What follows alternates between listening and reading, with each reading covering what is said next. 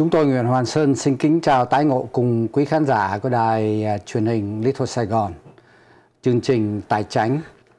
Hôm nay chúng tôi hân hạnh xin giới thiệu một anh tên là Kristopher Đỗ. Anh ta là đại diện cho công ty Fidelity National Title Insurance. Hôm nay chúng tôi nói về một cái vấn đề rất là quan trọng khi chúng ta mua nhà hay bán nhà. Xin mời anh Chris nói có đôi lời với quý khán giả. Hi, thank you for having me. Yes. Yeah.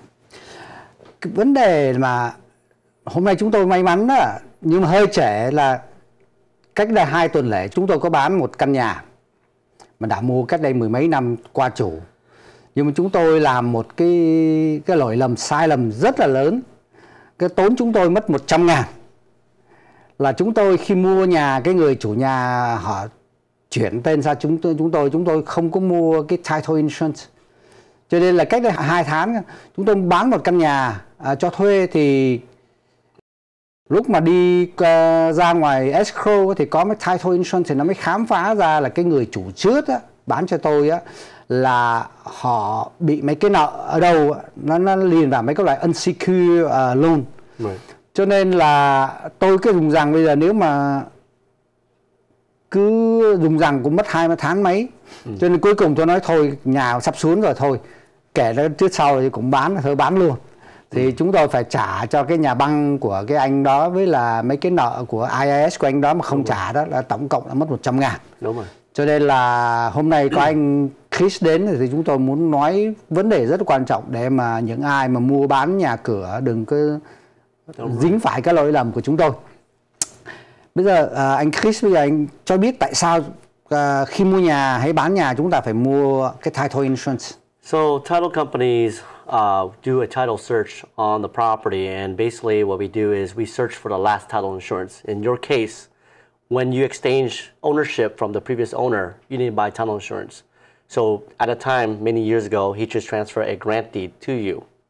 And what happened then, you lived that property 10, 20 years go by, and then now you decide to sell, like what you just did recently. And when you do that, the title company goes, okay, you're going to sell, sir. Let me pull a title report on the property. They'll run a background on the whole property and on yourself, the ownership of the property. And while we're doing that, we're going to realize, well, hey, we're going to look for the last title insurance. But the last title insurance wasn't the time when you transfer. It was the time before that. And when you do that, is that we're going to require everything from the previous owner and the current owner to bring up. We're going to require social security numbers, birthdays, driver license number, things like that, to verify there's no additional liens. And the reason why is that a lot of people know if you had a judgment or an IRS lien, those liens will attach to the property. And a lot of people, sometimes they want to run away, so they just go, okay, let's grant deed the property away. But realizing the penal code law requires that everybody has to pay, even though you don't own the property no more. So the only way to avoid that is that when you purchased the property many years ago, you have to buy title insurance. And that's the key thing. Always buy title insurance. You pay it one time, but it's a lifetime policy, and you only have to pay it one time. It's like maybe $1,000 to $2,000, maybe $3,000. That's it. Nếu mà nói như vậy thì cái title insurance mình mua đó, mình phải kiếm những cái công ty mà rất là nổi tiếng. Đúng rồi. Chứ còn nếu mà mua cái công ty nào mà mới ra đời hay sao, vài năm sau họ bankruptcy chạy rồi. Thì mình cho nên là anh có thể nói về cái Fidelity National Title, tại vì tôi biết là tôi có mua title insurance của anh, của công ty anh rất nhiều. Yes. So I've been in this business 22 years, and I worked for 8 title companies. This is the 8th company I worked for. Knowing that, I worked for companies actually bankrupt. The day where no one's picking up the phone call at my company and clients were like, Chris, we can't get a hold of your company, what's happening? That day, my company bankrupt. It's a company I worked for back in 2006, 2007 when the market crashed. And basically, when you buy title insurance, your insurance policy is only good if your title company is still around. If the title company is bankrupt, you could kiss your policy goodbye. That's the saying I say always. And I realized that working for the bigger companies or stay with the larger company, they don't want to house your insurance policy. Because remember, it's lifetime. As long as the company's still around, they house your insurance for you. So Fidelity National Title is one of the bigger ones. We are the biggest one out of everybody. Why? We are the one that own other title companies. We bought many companies. Even during the market crash, we bought the smaller companies that went to bankrupt. So it's always recommended to stick with the big brands, always. That's why I only work for the big guys now, because I realized what happened in 2008 when I lost my job, I lost the bankruptcy, all my clients that lost their policies. I got through a lot of situation that they needed a policy to pay certain claims and they couldn't do it because they're no longer around. So it's important to stay with the big companies. Thế bây giờ anh có thể giải thích cho khán giả là biết là cái thủ tục lúc mà mình mua nhà hoặc bán nhà thì ai là người trả tiền cái bảo hiểm title insurance của mình? So typically, when you buy a property from your previous seller, the seller buys what they call an owner policy for you. Now, if you decide to sell the property sometime later, you're going to buy the owner policy for the next buyer. That's a tradition that normally has been done. In California, that's usually how it's done. In Southern California, that is especially, that the seller pays what they call an owner's title policy. Now, the buyer, if they take a loan, they also pay an insurance policy too. The buyer pays what they call a lender policy. And the lender policy protects the bank that's loaning the money. So there's an owner policy and there's a lender policy, two different policies. The seller pays the owner policy. What it does is make sure the property is free and clear and transfer and ensuring that the buyer, hey, this is a free, clear title. And the lender policy, if the buyer pays, protects the bank that, hey, I'm going to loan this money. I'm going to make sure this money will be the first position. And first position is important for banks because they're the one, if you default as a buyer, if they default the loan, the first position gets the money first. And that's why it's important for them to have the title insurance. So in any transaction, the seller pays an owner policy, buyer pays a lender policy. Now, if you pay cash as a buyer, you don't have a lender policy because there's no lender. But the seller will pay for the owner policy for you, typically. However, in the California purchase agreement, they have the functionality where you can actually ask, instead of the seller paying for it, the buyer pays for it. In some cases, in a hot market, sellers are getting everything. They're getting the asking price, no contingency on appraisal, no contingency on loan, and also buyer pay all closing costs. And that includes the owner policy. So sometimes the buyer may pay for that. It just depends on your contract when you go in escrow.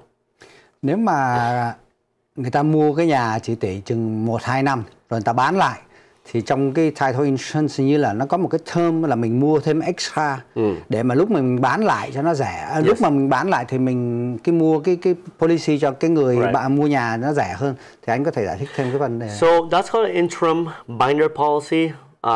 I don't recommend it because it's a difference of insurance. You're deferring the insurance policy.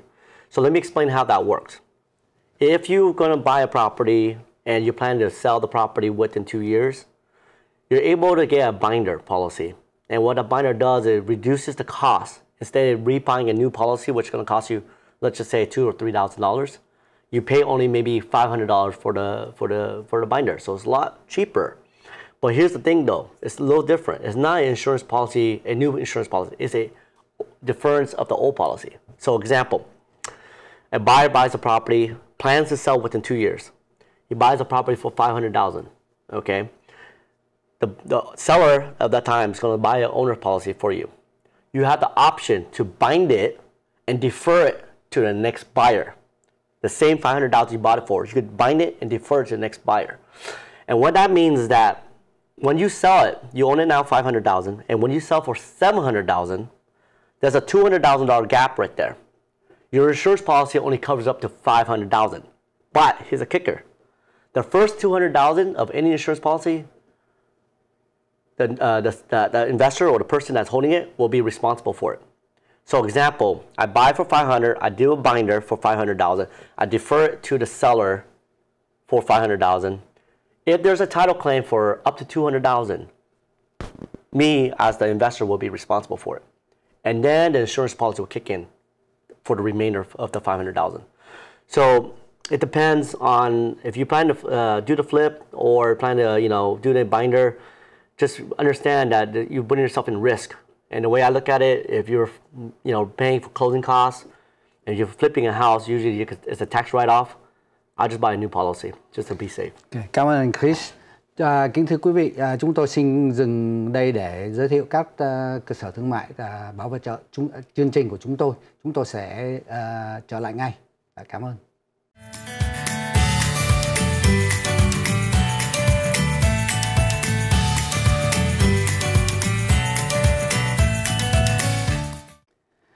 Kính chào tái ngộ cùng quý khán giả.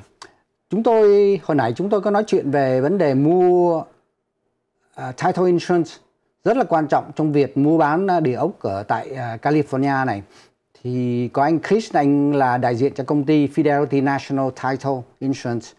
Thì anh có nói về những cái điều kiện, những cái gì chúng ta cần phải làm khi mua. Thì tôi có hỏi anh về vấn đề hồi nãy là trước khi chúng ta ngưng là về vấn đề buyer. Thì những cái người mà gọi flipper đó, thường thường họ mua đó, thì cái người bán họ chỉ mua cái rẻ thôi, họ mua cái buyer cho họ để mà cái người mà ấy thì họ chuyển đi đó, thì nó rẻ tiền cho cái người seller hơn. Nhưng mà theo anh Chris nói thì chúng tôi nên nghĩ là tốt nhất là nên là mua thẳng cái đó. Nó hơn thua có mấy trăm bạc thôi, nhưng mà nó chắc ăn cho mình, tối mình ngủ ngon hơn.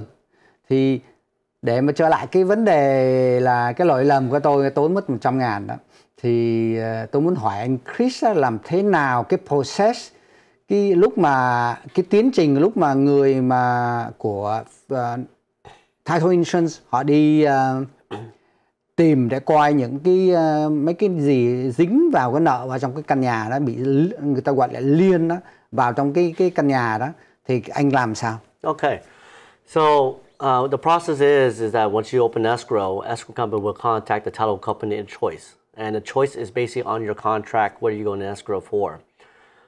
As a seller, usually seller picks the services. Buyer also could, recommend services what title company use. Once you open escrow will contact the title company. The title company will then open a title order. The order will then go to what they call a searching department. The searching department will then search everything in all liens and any public records that's recorded against the property to check the chain of title to make sure the ownership is who they are. They check for any judgments, liens, or tax liens that they can find based on the name. Another requirement as a title company we require is for the owner, the current seller, to fill out what they call a statement of information, a SI. The statement of information, again, will have the social security number, birthdays, driver's license number, things like that, where you used to live. And the reason why we need that is because we're going to verify if there's any unsecured liens, like judgment, taxes, child support. Those liens are mandatory liens that has to be paid in the transaction. So it attaches to a property. Once we're able to do that, we're able to type up a report. It takes about anywhere from 1 day to 5 days, depending how complex of the property is. Also, on top of that, we verify the legal description to tell you where the property sits to make sure that you're buying the right property. Also, on a sale transaction, we'll include easement information, where the property easements are. So things like that, you as a buyer, you have to review that. So that's very important. If you buy a house, make sure you review the title report, because I've seen many times where buyers don't know, they don't look at it, and next thing they buy a property and they find out that they don't have, the property line's not where it's supposed to be, or there's an easement on the property, or some kind of restriction on the property that they didn't know, and they're stuck with the property now. So those is the things that you have to look at, and those things is very important to the process of getting a title report to you guys. So that's how it works. Okay, thank you. Với là cái này anh Chris vừa nói đó là đúng là cái lỗi lầm của chúng tôi là mất 100.000 đó, là họ có những cái là unsecured loan, những cái loan mà của cái người bán cho chúng tôi đó, nó không có hiện lên, tại mình phải check cái title đó, thì nó mới biết ra mấy cái phần này. Thì cũng giống như là tôi có mua thường mà mỗi lần mà tôi mua mua nhà cửa đó hay là bán đó, lúc nào tôi cũng sử dụng cái escrow company với là cái title insurance của chúng tôi, tại vì mình quen mấy người đó, mấy người đó họ biết mình á, chỉ là họ sẽ bảo vệ cái quyền lợi mình. Giống tôi nói ở cái ông mà bán này, ông có nợ cái gì đó 25.000 thì unsecured, cho nên là họ bắt buộc là cái lúc mà qua escrow thì cái ông đó họ phải đồng ý là để họ trả 25.000 đó. Nếu không cái ngày nào buồn đời đấy họ bỏ vào cái lien vào trong cái nhà mình sau khi bán. Thì đó cái vấn đề đó tương tự là tôi bị cái người bán nhà cho tôi ấy, là nó giá rẻ thiệt, đúng là 50% là cái giá thị trường. Nhưng mà không ngờ là sau này lúc mà tại vì không có title insurance cho nên là không có biết họ có mấy cái nợ ở chỗ khác, chỉ là lúc đó là họ cứ bỏ vào thôi. Thì bây giờ cái process đó thì là hình như là trước khi mà mình close escrow đó thì title insurance cũng phải research một lần nữa phải không? Yes, absolutely. So to make sure there's no things that catches us a surprise, we always, before the day we close, we also do a quick title search. It takes us like maybe 30 minutes to do it. And we want to see any liens on the property or anything was recorded after the fact. Because a lot of time, this fraud claims where fraudster crooks out there, where they will do is they will go open escrow, do a transaction where the seller transfers to the buyer. And what the seller does is go ahead and guarantee the property to someone else. And then sell the property, get the money, and then they run with that money. And I've seen that happen. So we have to make sure that that's not going to happen. So we verify things like that to make sure there's no other additional ownership changes or any additional liens that will encumber the property. So yes. Anh có thể nói rõ thêm một tí nữa là lúc mà trong vòng escrow, cái người mà bán nhà họ có thể ký một cái chuyển cái title cho một người khác, grant deed cho người khác. Nhưng mà rồi thì làm sao mà họ lấy thêm hai cái giá tiền lúc lận. So I'll give you an example scenario what happened. This person was in escrow and granted a property to someone else a long time ago, but that person never recorded that grant deed. So for example, if I had a property and I granted the property to you, I say hold on to this for collateral because I borrow $100,000 from you, for example. So you hold my grant deed to you. I'll borrow $100,000 from you, and later I decide to sell the property, right? And when I sell the property, you find out, and you're like, oh, wait a minute, you haven't paid me my $100,000. I'm going to record this grant deed right away. I'm in escrow with another buyer, and you record that grant deed. That could be an issue right there. So people there's many different things going on, but as a title point, we have to make sure that the owners who they are when they transfer. But if this happen, our legal team will then step in to try to fix what happened and see what situation goes, and then from there, they will try to resolve it as soon as they can. Obviously, I cannot go into the legal term of things because obviously it's a case by case how things get handled. Either he gets his money back, he gets the grantee back to us, or whatnot. We go after going after the seller, for example. Anything can happen. Anh vừa nhắc cái vấn đề làm bây giờ tôi phải về đấy là tại tôi cũng có mua mấy cái option mua nhà của mấy người ta đó. Bây giờ có mấy người họ vừa qua đời. Chắc bây giờ tôi phải đem cái option ra để mà ngoài city, không phải city mà ở county á, để mà record mấy cái đó thôi. Con cháu họ bán cái là tôi ngọng, phải không? Thì cảm ơn anh cái đó để làm tôi nhớ đó. Đúng rồi, thì cái vấn đề là tôi bị mất 100.000 là tại vì ông mà bán cho tôi đó là ông chạy mất tiêu, thì ông có mấy cái nợ nào ở mấy căn nhà khác á, thì họ biết được của ông như vậy, kia là ông chạy đi thì họ liên vào cái nhà mà tôi mua. Thì vậy là lúc bây giờ sau mười mấy năm thì cái tiền lời nó lên rất là nhiều, cho nên là chỉ có thể negotiate với họ, thương lượng với họ là bỏ cái phần mà interest thôi. Cho nên là họ đồng ý là lúc đó cũng là 78.000, thì là cái tiền mà principal đó. Sau đó thì có mấy cái liên mà IRS mà ông ấy không trả tiền đó, thì có tổng cộng lại là 100.000. There's with your case situation, there's many ways you could do it. Number one is you could postpone the sale extend the escrow. Instead of 30-day escrow, it might be 6 months or 4 months or 3 months, whatever time. During that time, you could definitely negotiate with the lien holder and try to get the interest off what you did. For the IRS lien, tax lien, you have another option you could do. You could do what they call partial release. By contacting the IRS, contacting the state board, whoever the lien was, ask them if they could release it off the property. Some cases, I've seen it, they will go ahead and release it off the property. Meaning, they'll take the lien off the property and just go after the owner. As long as we have some kind of documentation from the IRS or from the state. You mean the previous owner? Previous owner, correct. As long as we have some documentation from the taxes, either IRS or state tax, we're able to, again, not pay that lien for you. That way you don't have to be responsible for their lien. Okay. However, in some cases, some escrow might be 30 days. The money's too good with the buyer and you have a good contract. Sometimes you're making good profit. It's just close it and move on. And I've seen that happen too. Chúng tôi Nguyễn Hoàng Sơn xin kính chào quý khán giả của đài Little Saigon TV. Thank you for having me again. And it's very important, always buy title insurance. It doesn't matter what sell price is, who do you buy it from. Always buy title insurance for every single transaction because you pay only once.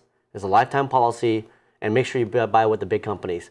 Fidelity National Title is definitely the biggest company out there. So thank you.